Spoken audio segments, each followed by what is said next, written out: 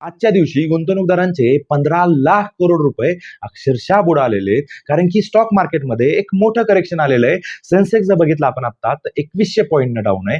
निफ्टीचा जर विचार केला तर निफ्टी 700 पॉईंट डाऊन आहे.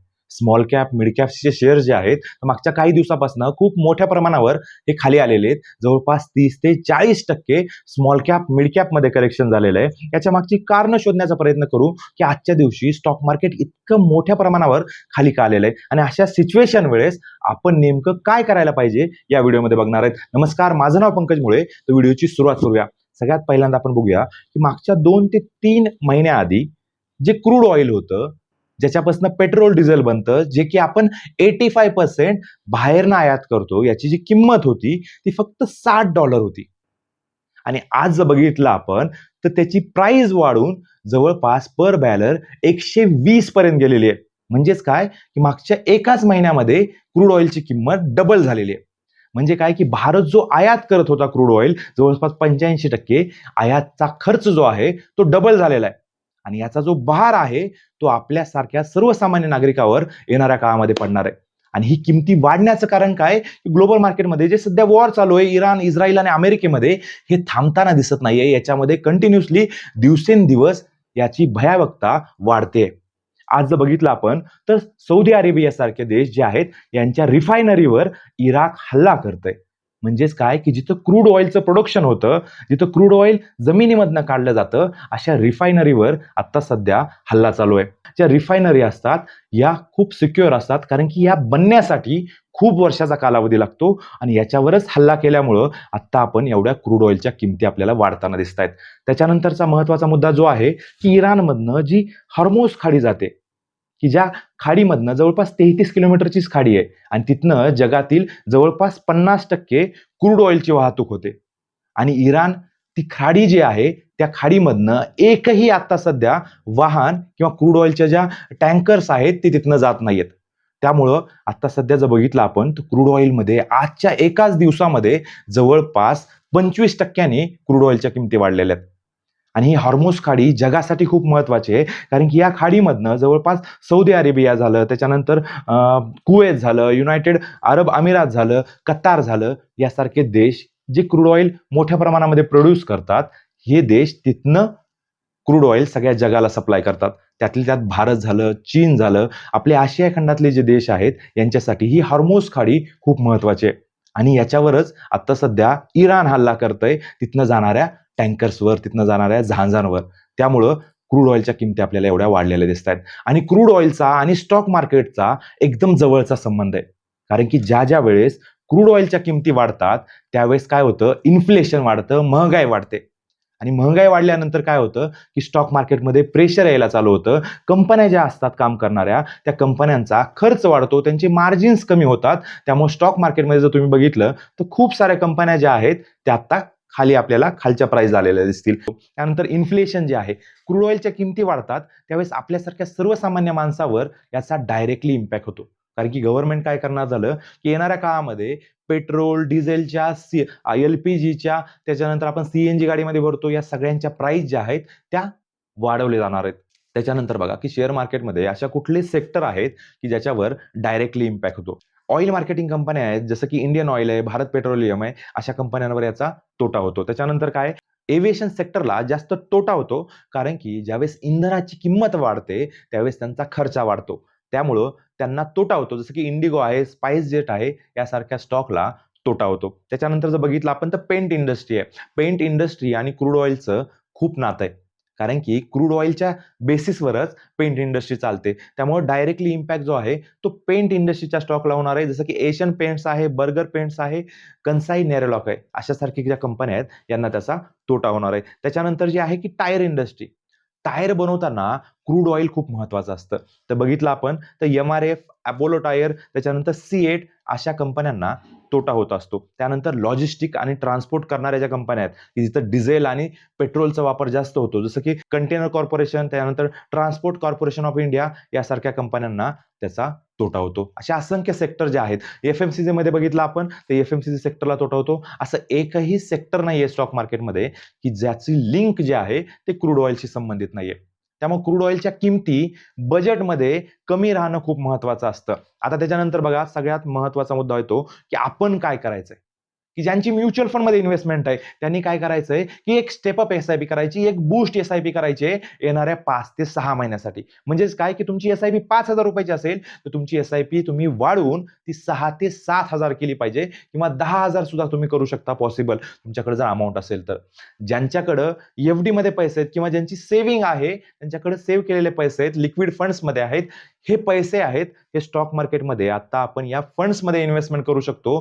कारण की मागच्या 1.5 वर्ष झालं स्टॉक मार्केटने चांगलं परफॉर्म केलेलं नाहीये, कंटिन्युअसली खाली येतंय. आणि हा वॉर नंतर तर स्टॉक मार्केटमध्ये अक्षरशः खूप मोठा करेक्शन आलेलं आहे, आणि अशा वेळेसच पैसे बनत असतात लॉंग टर्म मध्ये. स्टॉक मार्केटमध्ये अशा पद्धतीचे करेक्शन येत राहतात, त्यामुळे घाबरण्यासारखं नाहीये. कोरोनामध्ये जर बघितलं आपण, स्टॉक मार्केट जवळपास 40% डाऊन होतं, आणि त्याच्यानंतर लगेच 6 ते 7 महिन्यामध्ये परत एकदा स्टॉक मार्केटने बाउन्स केलेलं आहे.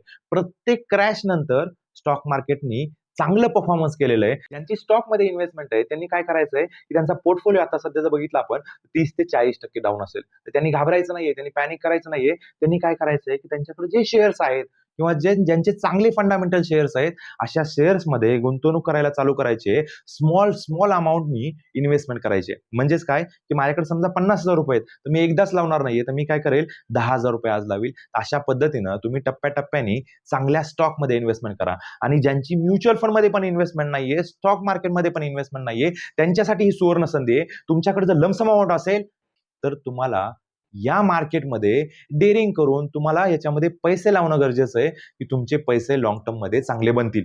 ज्यांना म्युच्युअल फंड्स मध्ये इन्व्हेस्टमेंट करायचे त्यांनी जास्तीत जास्त पोर्शन जो आहे तो स्मॉल कॅप आणि मिड कॅप मध्ये इन्व्हेस्टमेंट केला पाहिजे.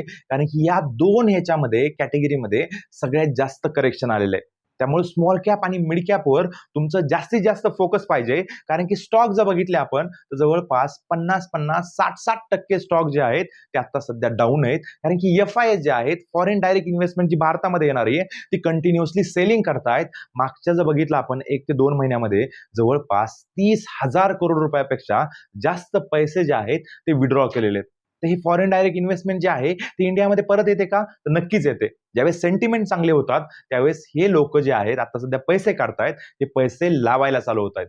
आणि आता जर बघितलं आपण तर इंडियामध्ये म्युच्युअल फंड थ्रू स्टॉक मार्केटमध्ये खूप मोठी अमाऊंट येते. कंटिन्युअसली महिन्याला जर बघितलं आपण तर 30,000 करोड पेक्षा जास्तची अमाऊंट जी आहे ती एसआयपी मध्ये येते.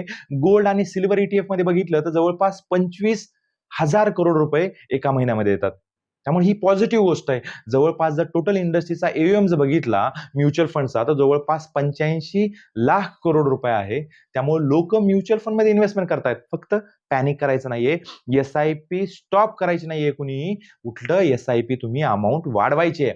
तुमच्याकडे लमसम असेल तर लमसम पण अमाऊंट इन्व्हेस्टमेंट करायची आहे. घाबरायचं नाहीये, असे करेक्शन येत राहतात. आता बघितलं आपण तर या युद्धाचं काय होईल? तर कारण की काय आहे की या क्रूड ऑइलच्या ज्या किमती वाढलेल्या आहेत या कुठल्याही देशाला परवडणाऱ्या नाहीयेत. प्रत्येक देशाची इकॉनॉमीला याच्यामुळे डायरेक्टली इम्पॅक्ट होणार आहे. त्यामुळे येणाऱ्या काळामध्ये तुम्हाला हे युद्ध कुठेतरी थांबताना दिसेल. आणि ज्यावेळेस युद्ध थांबेल त्यावेळेस परत एकदा जे आता स्टॉक मार्केटमध्ये करेक्शन आलेलं आहे या करेक्शन पासून परत एकदा स्टॉक मार्केट वर जायला चालू होईल. आणि ह्या ज्या प्राइस आहेत आता वाढलेल्या त्या परत एकदा खाली येतील. तर माझं सगळ्यांना सांगणं आहे की तुम्ही हळूहळू थोडी थोडी अमाऊंट जी आहे ती अशा करेक्शन मध्ये लावत चला. कारण की काय की मार्केट डाऊन होतं, परत एखादी चांगली न्यूज आली की परत एकदा मार्केट वाढतं. त्यावेळेस तुम्हाला काहीच फायदा होत नाही. त्यामुळे प्रत्येक डाऊन मार्केटमध्ये आपण काही ना काहीतरी स्टॉकमध्ये इन्व्हेस्टमेंट केली पाहिजे, काही ना काही म्युच्युअल फंडमध्ये टॉपअप केलं पाहिजे. याचा परिणाम जो आहे तो लॉंग टर्म मध्ये तुमच्या पोर्टफोलिओला होतो.